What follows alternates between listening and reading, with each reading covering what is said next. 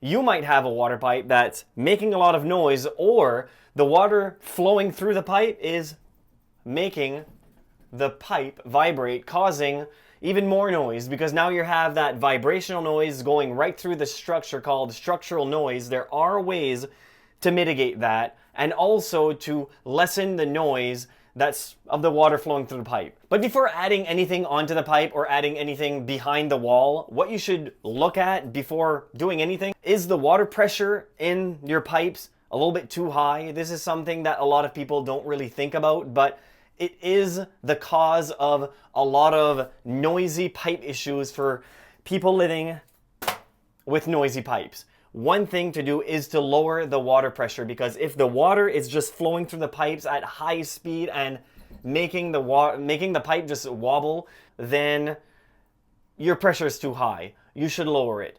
Have you ever heard of something called water hammer? If you have, that's basically what it is. It's the noise of the water flowing through the pipes a little bit too high pressure. And that can cause what is the noise that people would call water hammer, which sounds like this.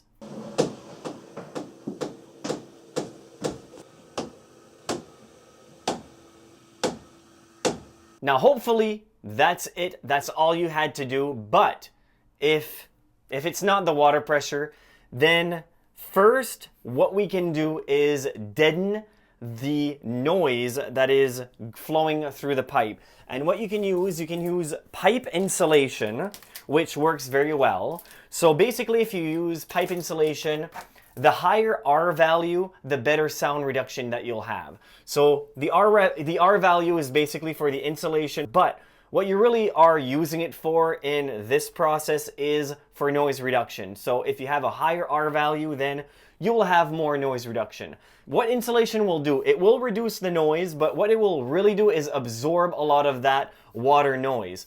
What will reduce the noise even more than just wrapping some insulation over the pipe, which will help, but you'll still probably be a little bit disappointed with the result, is to add either something called mass-loaded vinyl right onto the pipe. Mass-loaded vinyl is a rubber type material. It's very dense, very heavy, and what it does, it absorbs noise. It'll absorb the vibration of the pipe, but it will also block some of the noise, which the insulation is not really going to block much noise. It's not dense enough to do that. It will absorb noise, but it won't really block it that much. Now, mass-loaded vinyl, what you can do is wrap it around the pipe, but the only thing with mass-loaded vinyl is it's a lot harder to find any that is self-adhesive. Most of the time it comes in a roll, it's not self-adhesive. You add it in between two layers of drywall to help block noise. That's basically what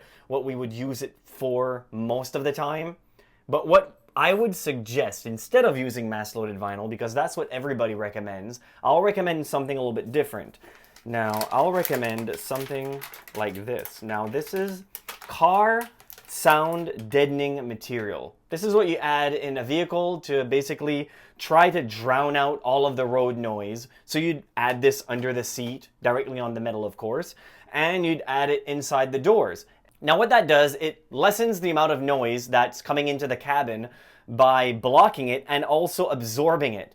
And it's mostly through noise absorption that it actually works a lot better, and this is what will work well on pipes. And what's nice is it's self-adhesive. It's pretty simple. You just cut this to size, you wrap it around the pipe, and it will block some of the water noise, and also it will absorb the vibrational noise. Make sure to add a rubber bracket. That rubber bracket will absorb some of the vibrations. The water pipe is on a ceiling. What you can add is something called an acoustic decoupler. So what that'll do, it'll basically make a separation between the pipe and the joist. Now, with these acoustic decouplers, what that does, there's a separation between the pipe and the joist, and that makes it so the vibration stays in the pipe. It doesn't go through the structure.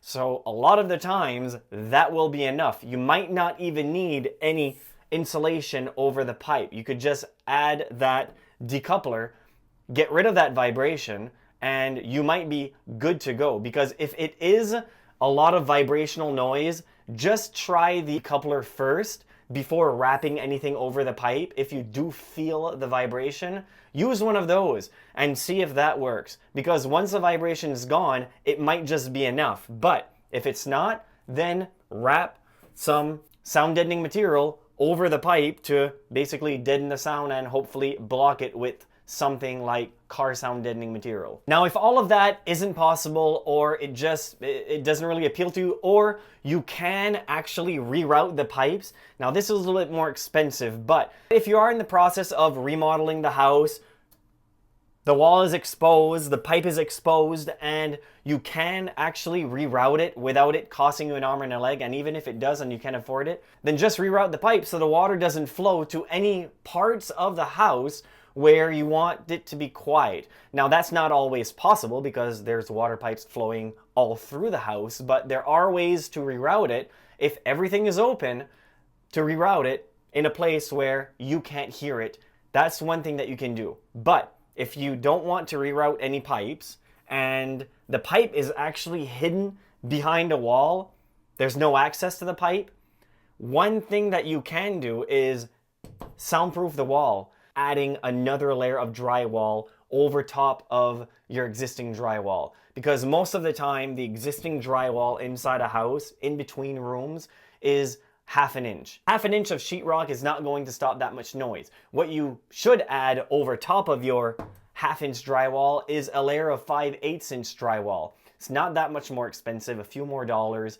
It's a little bit thicker, and it will stop a little bit more noise. But for the amount of money that you pay between a 1/2 inch and a 5/8", and the amount of noise that it actually cancels out, it's well worth paying the extra $2-3 per sheets of drywall to add the thicker drywall versus just adding another layer of 1/2 inch drywall. If money is no object, then what you could do is just rip out the wall, add the insulation, add the car sound deadening material, and then add the insulation. Then add a layer of 5/8" drywall, another layer of 5/8" drywall, and then you probably won't hear much unless there's a lot of vibration. If the vibration's gone and all you had to deal with was the water pipe noise flowing, then with 2 layers of drywall and some insulation over the pipe, and you should be satisfied. However, if you want to know more about, how to soundproof that wall and not really bother too much with that pipe and still keep it on a budget, video right there will show you exactly how to soundproof a wall. There are many ways on how to get it done and stay on budget, or even better yet, under budget. So make sure to go watch that video, and until next time, assuming that you're a subscriber.